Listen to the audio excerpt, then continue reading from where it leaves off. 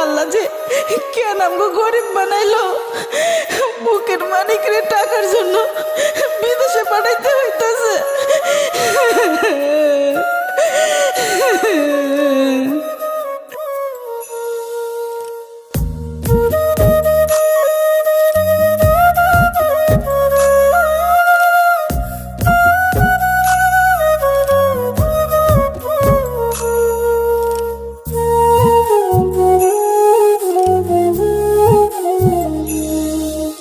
ফুটবে হাসি মা বাবার আর চলবে রে সংসার, ভাগ্যের চাকা ঘুরবে বুঝি প্রবাসে আমার।